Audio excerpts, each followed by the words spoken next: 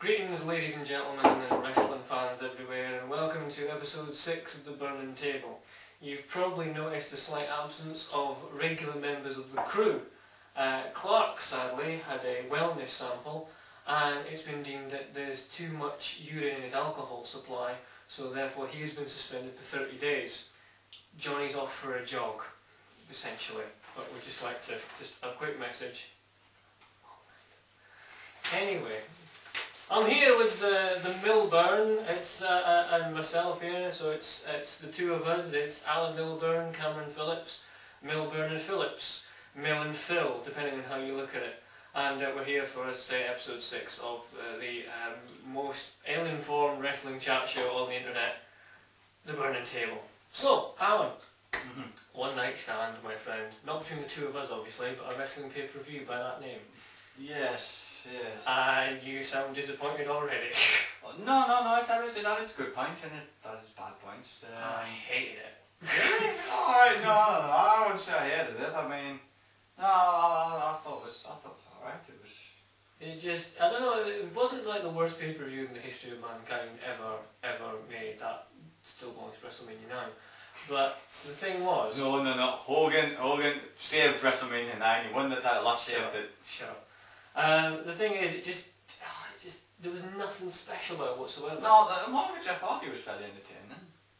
Yeah, but I think it was entertaining until they actually got outside the ring. I loved the bit we slid down the banister. The bit we slid down the banister was fantastic, I'll give you that. Now, did anyone else notice the lame ending to this? Yeah, this is what we're going to discuss. The ending was a...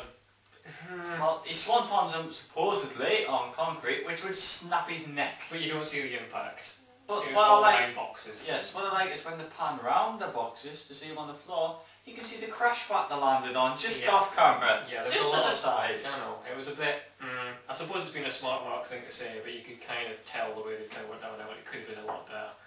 And I just think as soon as they got outside, it just became this slapping contest, and that was it, you know. What can you do when you're outside in the car park?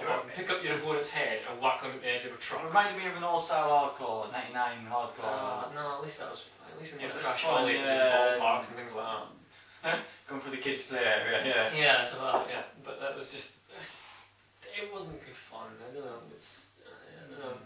It was okay until it left the arena, as far as Hardy and Margo was concerned. That was the only one that went anywhere, really, wasn't it? All the rest were pretty much the ring, wasn't it? Pretty dire. Yeah. And the Singapore Cane match was basically a Big Show squash.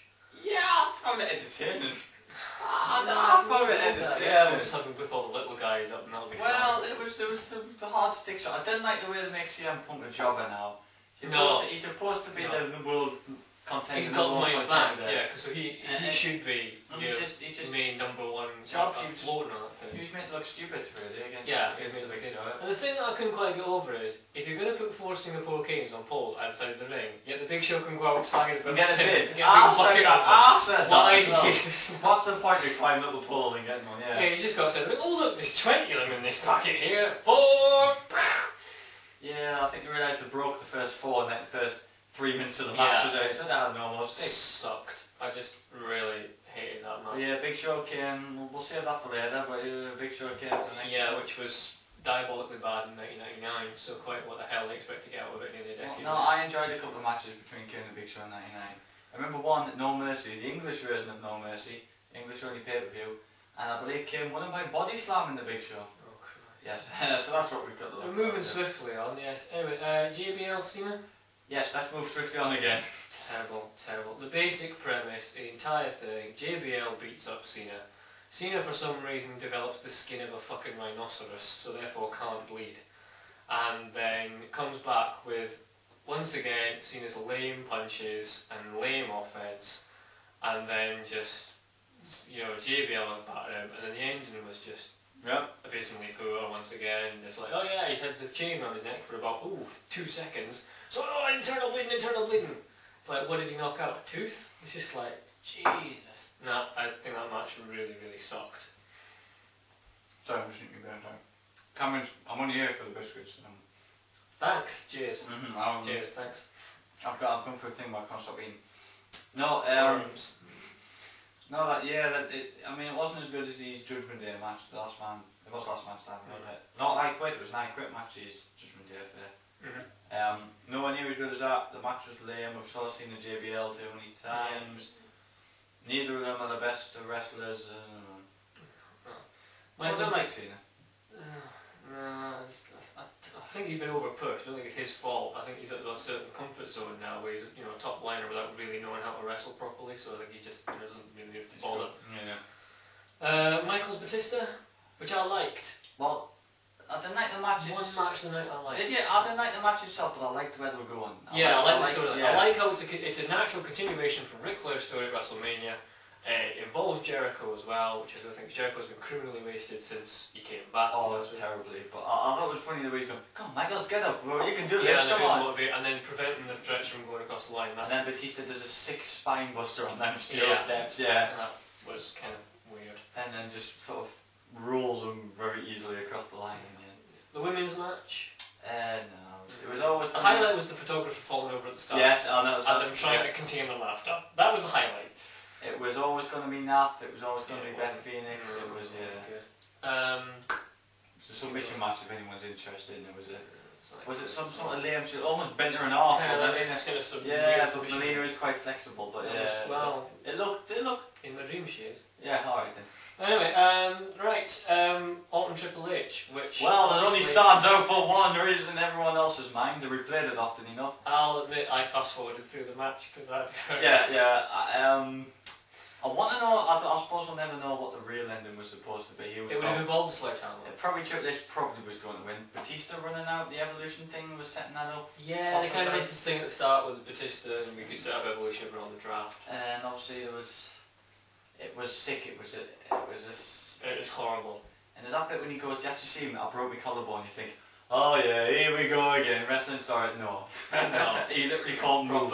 When he turned around you could see the bone kind of down there. Yes. Oh, it wasn't... I mean, it wasn't, and the ending was rushed, but they had to do it. They had to just come up with something.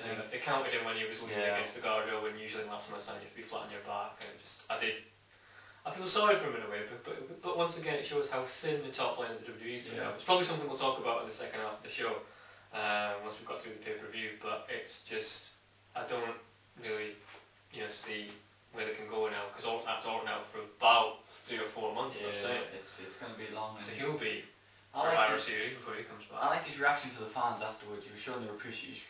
Yeah, I think the one guy was having a good old go at him and Randy Orton just made it obvious that it wasn't too much. And Taker Edge. Taker Edge, too many times for me, too many times. TLC, slightly entertaining again, we saw the matches before, people falling off ladders, going for big stacks of tables. I don't think Taker's the kind of wrestler that should be competing. It's good for high flyers and things like that. I mean, a good example would be if CM Punk did cash in his Money in the Bank, then that'd be fine. Of course, Taker's now retired, supposedly. Right, whatever. He lost the Edge after about 5 different people interfered on Edge. Yeah, La Familia, which I hate. I know you're supposed to hate him, but I don't. Vicky Guerrero's voice grates on me. It sounds like nails on a blackboard. It's just Vicky. Yep. So it was alright, but I don't know where they're going with this Taker thing. I mean, please tell me that's not his last match, because that's such a piss poor way for 18 years of veteran, and he goes out like that. That's terrible. Ric Flair got build up. A better send off than that, and he spent half his career in WCW. Yeah. Let's face it, he's not as good as he is. I'm sure someone will argue the point, but Flair, he's technical, Undertaker's got all the other stuff. So yeah. Are we out of time? No, we've got about 30 seconds of anything. 30 seconds left. I laughed my arse off at the Mike Adami and Adam Lee. Hey, mispronounce his name. Mickey James has seen a bit backstage. I think if they have Adam Lee as a clueless commentator, his gimmick will work, because I hissed myself laughing. I mean, it's just the way that John Cena asked Mickey James, do you know what a rear naked choke is? Probably because Cena doesn't know either. But there you go. It's a bit like the blind leading the blind. I know, like, hey, she might know, she might be able to teach him. God love him, he tries. We'll be back in part 2.